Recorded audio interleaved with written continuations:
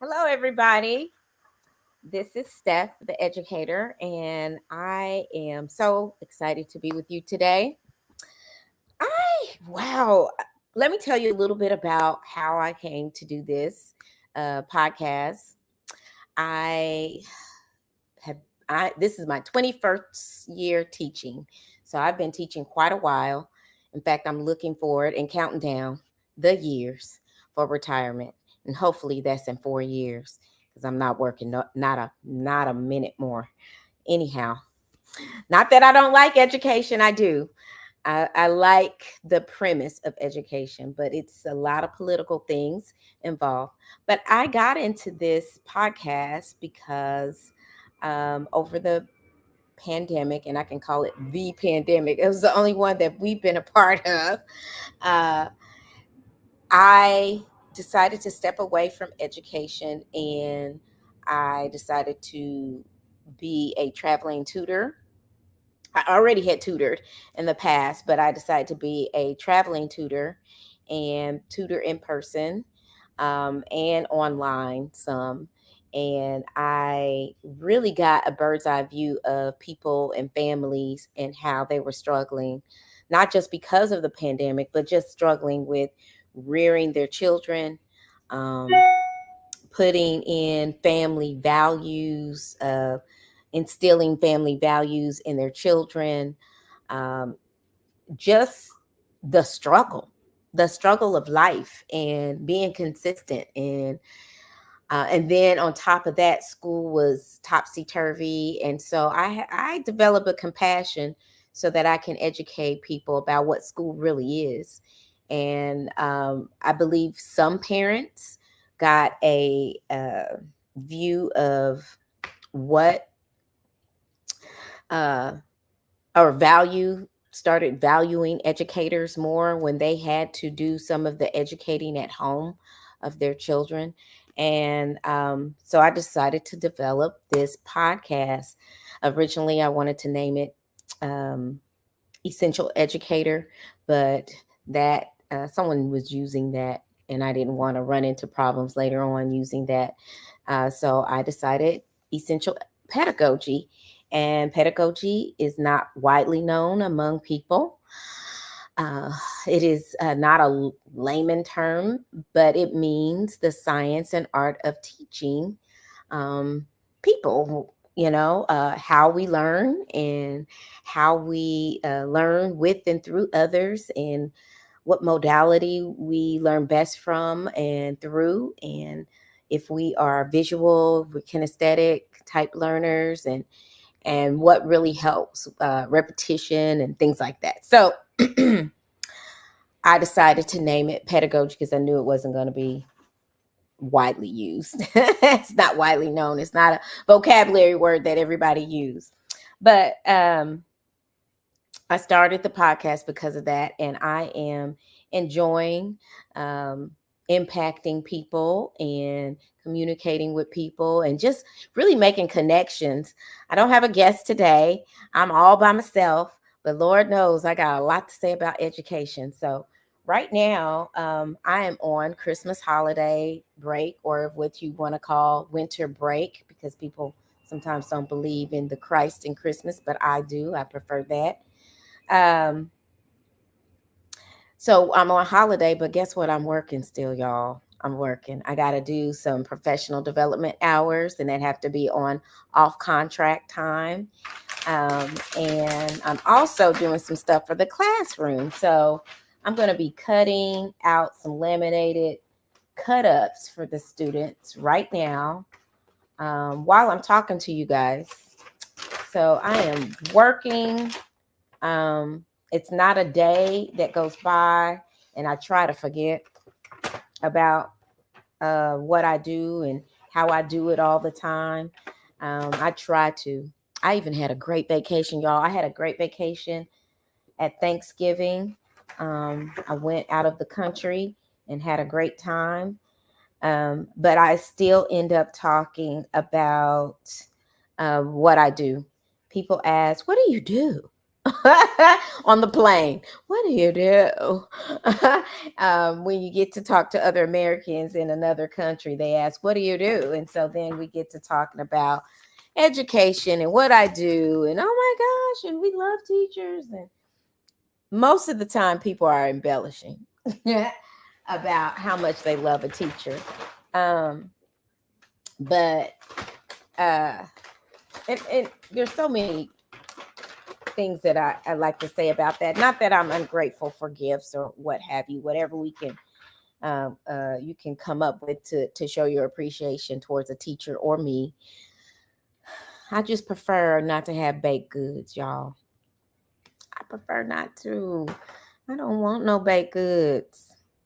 First of all, me and sugar and this menopause is not really getting along, and so I'm trying to stay away from sugar. But I don't want any baked goods. I don't want candy because we typically try to reward children with candy or what have you, a Starburst or something like that when they do well with something. And I feel like that's what is happening when adults give other adults candy. I don't like that. I'm a professional. I'm not a child. I don't want a Hershey's Kiss or five of them. I don't want five of those in a little Ziploc bag. I don't want puppy chow. It's a nice gesture, but I don't want it. I just found out what puppy chow was because I never made it. Maybe I wasn't a homemaker enough, but I never made puppy chow at my house. Y'all know what puppy chow is? I think it's like Chex Mix, peanut butter, chocolate, and some powdered sugar on top. And that is, you want all the sweets. I don't want the sweets, y'all. I don't want it. I mean, if you get inundated as a teacher, because that's what they give you is sweets, especially when they're broke. Like there are some years where you get a lot of Starbucks cards and you get gift cards to like Target. And I love the Target gift cards, y'all. I love, you hear me? Love the Target gift card. It helps, girl. It helps. But this year we got a lot of baked goods, a lot of cookies, a lot of uh,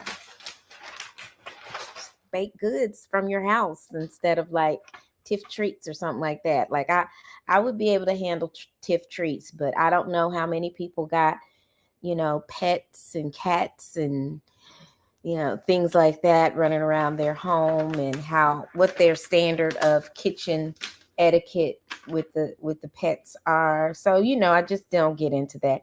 I'm very appreciative to the kids, and I will be writing some thank you cards. That's another thing I need to put on my list to my students. But I don't feel very appreciated with it. I really don't. I don't. I would rather a $2 keychain, a little lanyard, something, but not a baked good. Teacher retirement stimulus. I hope we do. I'm not optimistic about the teacher retirement stimulus. Anyway, we'll see. I don't believe that our governor really likes teachers. A lot of people say they have respect for teachers, but our governor does not. Everybody in the government sector got raises. We'll see how everything works out, and we'll see if it continues. I got 4 years, y'all. I have 4 years. Now I'm cutting this stuff, right? I bet y'all wonder, why can't you get people to come in and cut this stuff after school or before school? I used to hang out with my teachers after school, and like if I didn't have track practice or cross country practice or something like that, I was hanging out with my teachers, and we were like, "Hey, what you doing?" Like, and helping them out and helping them with bulletin boards and stuff like that. I can't get a kid. to help me with nothing. Nothing. Um, there are some who may finish their work early, maybe 10 minutes early before the bell, and that's like a weird time frame to start something new with the child, and it not be worth their while necessarily as far as a grade, because everything is in exchange in America. That's another thing. I've talked to you guys about GDP and how education is not valued because we don't directly affect the gross national or gross domestic product. And so nobody values us. But hopefully, I'm making people aware, and I am making friends with people who are not in the education sector and educating everyone about the inside of what education is all about in America. I am dating, and I have a friend who did not know anything about education and realized I'm a lot more busy than he anticipated. And so, he has lots of questions about like how money is allocated. And I said I was going to bring somebody on. I'm going to try and bring her on. She's the expert in money and education. Um, but he was like, well, our taxes go to public education. Everybody who owns a house and, you know, businesses and things like that, they support education. But then when I started breaking down what education, all the other um, sectors of professions that are within education, like there's healthcare and education, there's hospitality and education, there's security and education. We have to hire security, we have to hire people in technology for security technology, because we have to have cameras, we have to have ways to monitor these cameras. We have sensors in our bathroom for vaping. Yeah. We employ nurses. We employ occupational therapists. We employ diagnosticians at a school district. We employ hospitality people who serve food. So we have to comply with OSHA laws and have certain things a certain way for that. So that takes money, guys.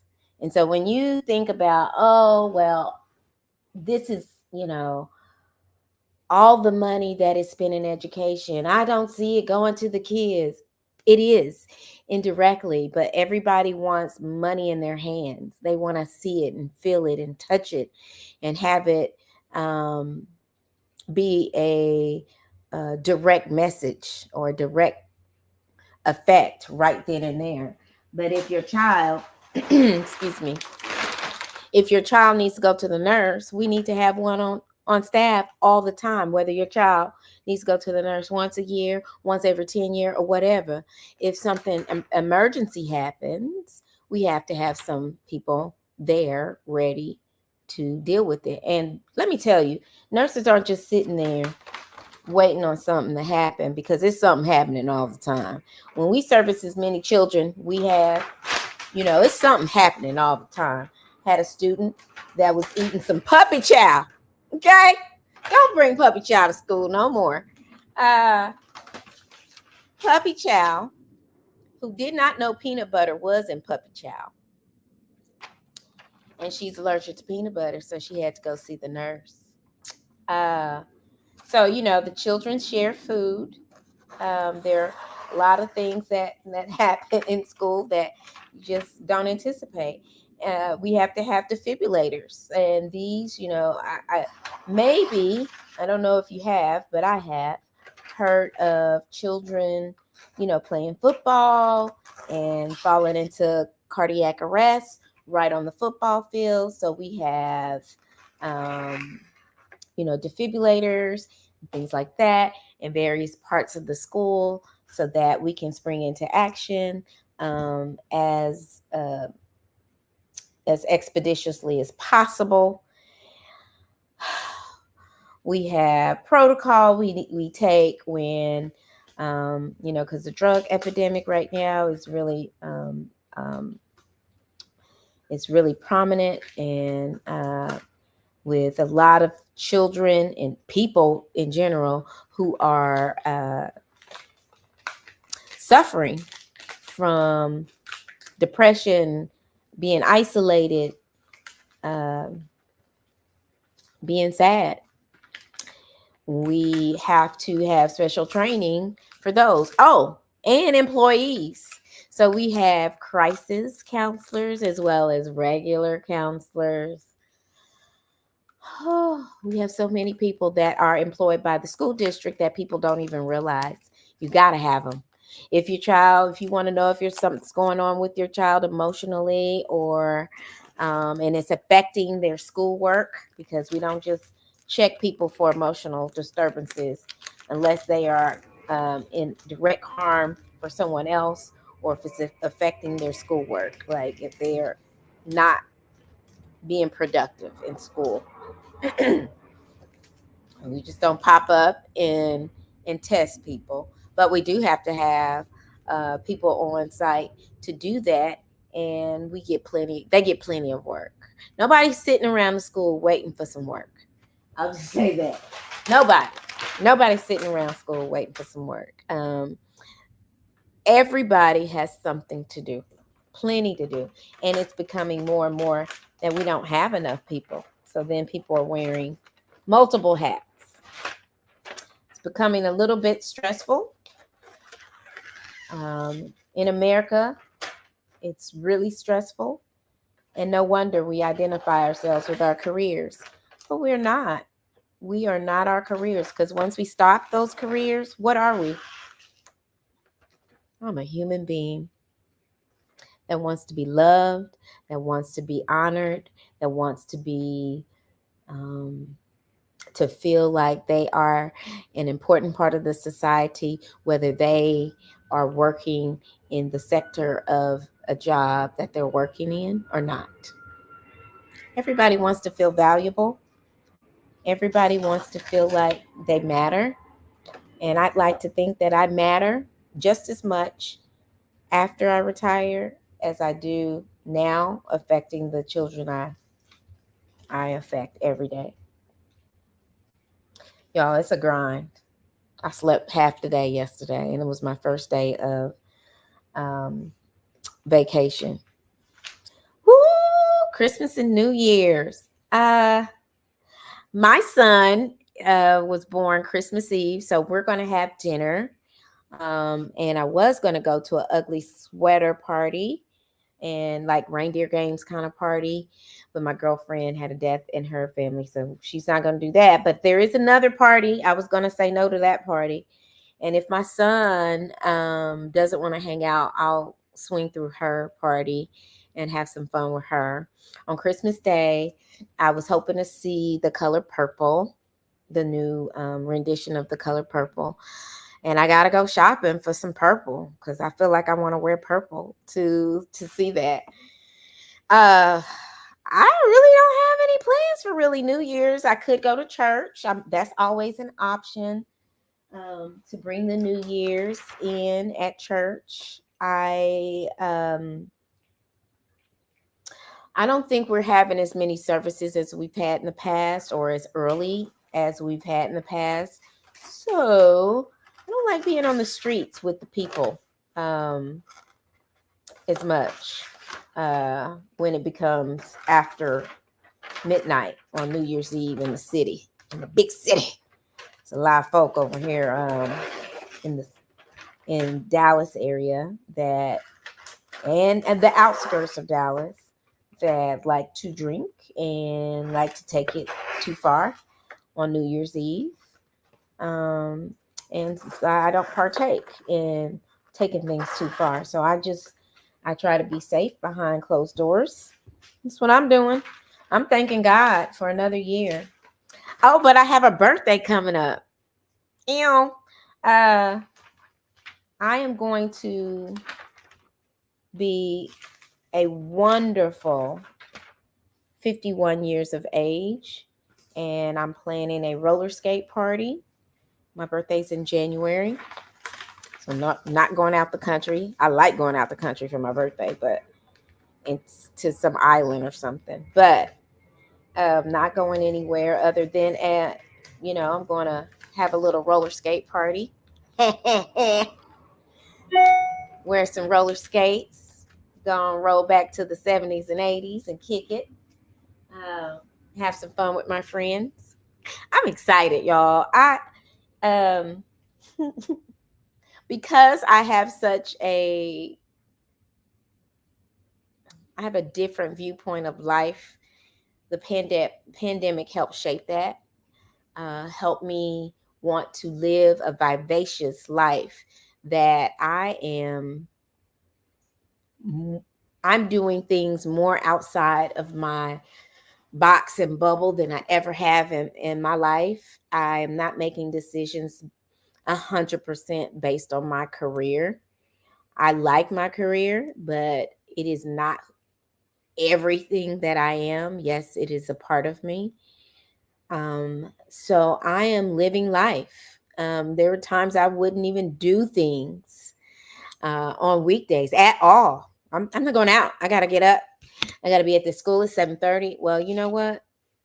I'm just going to have an extra dose of coffee because I want to go to dinner on a Wednesday or a Thursday. I want to go to dinner.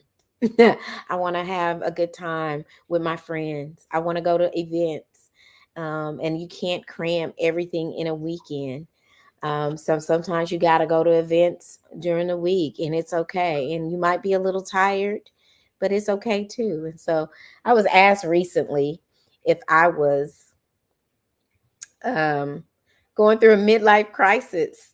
And I had to really think, maybe I am. Lord, I don't know. But I am having a time of my life.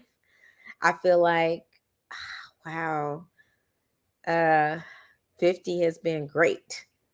I am doing okay. And I'm feeling okay about the things that I do, everything with my hands. I pray every day that God gives me the sustenance to do the things that I need to do every day to reflect His glory and to be a blessing to other people. I'm not perfect, but I do that every single day. And I think it's valuable to let the kids, whether somebody believes in prayer or not, I believe it is important to let the kids see that I have a belief in something. So I pray in front of them. When we have our moment of silence during our anthem, not our anthem, but our pledges of allegiance and things like that, I actually tell them, I really need this moment of silence because your teacher is going to get on her knees and pray. And I do this in front of them. And I feel like it helps their heart to be more softened to what I ask them to do. Um, I can't ask my students to do the cutouts that I'm doing for their, it's like a little activity we're doing in class that's going to help them learn a concept. I'm not able to ask them to do this. One thing is they don't want to do things. They don't stay after school to help us out anymore. They don't come before school or just whatever. Um, but they don't have fine motor skills. Like I'm using these scissors. We cut and use wrapping and wrap packages. I think the band or orchestra was doing that as a service to the teachers. Hey, bring your gifts so we can wrap them. But look, I've seen how they cut. And our seventh graders, our eighth graders, our sixth graders, they don't know how to use scissors to cut neatly, like on a line. Um, we had intricate snowflakes to cut out recently because we were doing things that we want to give, and we wrote them on the snowflake, and they were placing them throughout the school, as a a project of getting out of, like a character ed project. You get out of yourself so that you can think about others. I made them cut those snowflakes and cut them out completely because they don't have fine motor skills. They are lacking in that department. I didn't really realize that. Last year's kids didn't, but this year's kids, it is a big deficit. You know, if we have them do little projects where they have to cut and make little cutouts for their notes and things to make notes interesting, to make it more inviting, it takes them a week. And I just, and they're not good at cutting things out. And they don't care about cutting anything neat. So I made them practice in advisory. I was like, you guys are going to cut these snowflakes and I want you to cut them great. And if you don't cut them great, I'm going to give them back to you so you can make some edits. And they did it. But it's something that I didn't have to, um, it's something I never had to teach. As a middle school teacher, I never had to teach a child how to cut paper and cut on the line and let them know that that matters somewhat. Um, and I feel like it helps with brain development. And the kids are not, they're just missing something. And I'm trying to give them what they need, but they're missing a big part of what knowing and building on what you know is all about. It's very odd. It's a very difficult job. Very, very difficult. Once you think you have them on a track with something and you find out they have this big deficit and you're like, oh my gosh, what are we doing here? I got to start over. I got to start over. But it is a science, and science does not mean you get everything right the first time. Science does not mean that you are always successful. I was just going through a STEM project with the kids, and a lot of them were upset because they felt like they were not successful with their project. I teach science, so and only science in the middle school setting.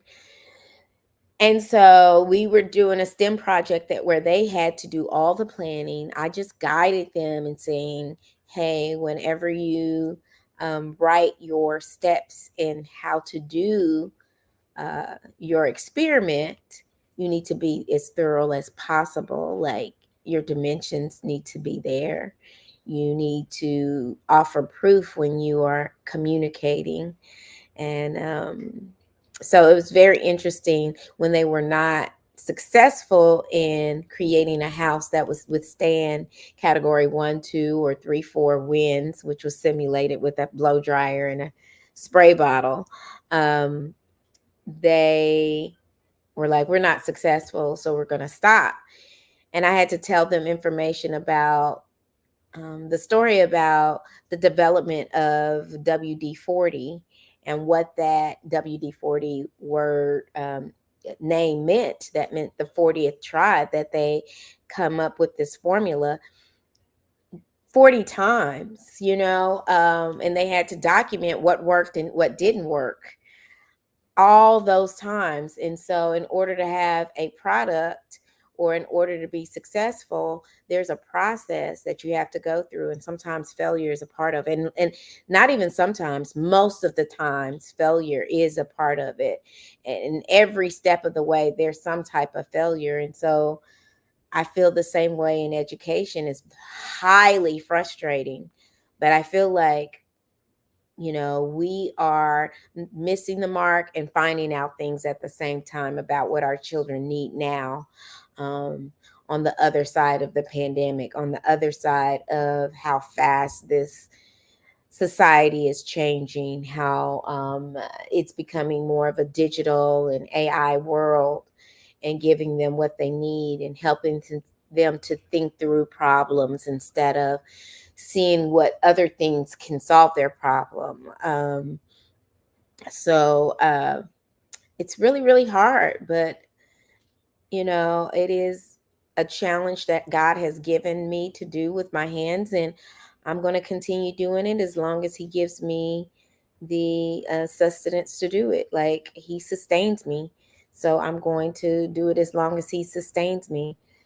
I pray that I have other things that I can do so that I can live a more comfortable life and I don't have to be wrapped up in the mindset of survival. I don't want that. I don't want to be occupied with that for the rest of my life. So, you know, yeah, I'm doing other things and I'm being focused.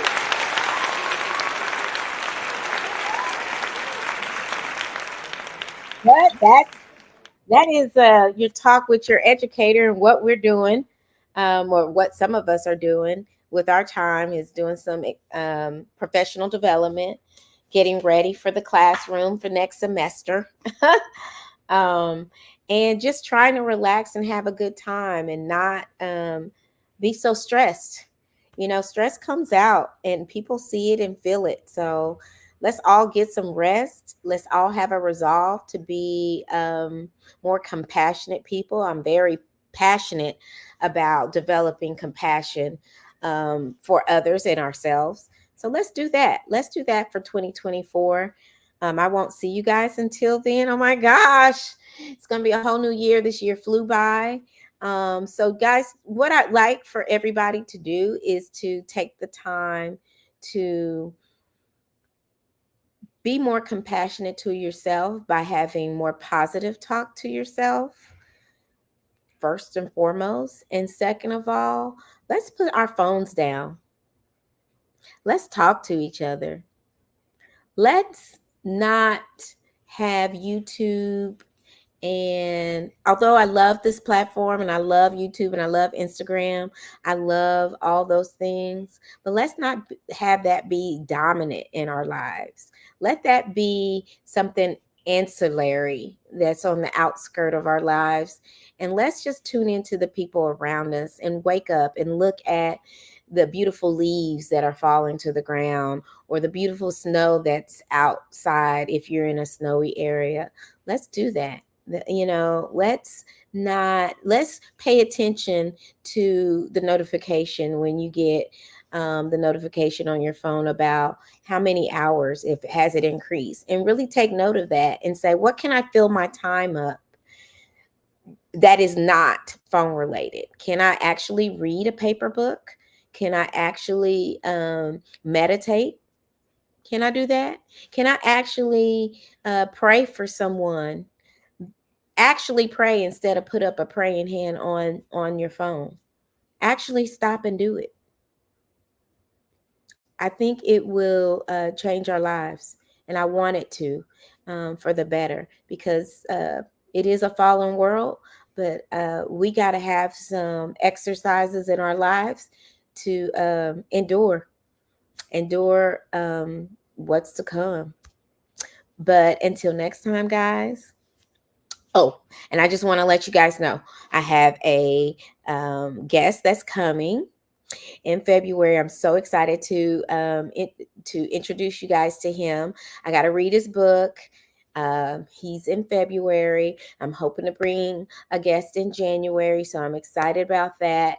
So until next time, guys, you guys be good to each other, be good to yourselves, and know that education matters, and know that you matter. Until next time.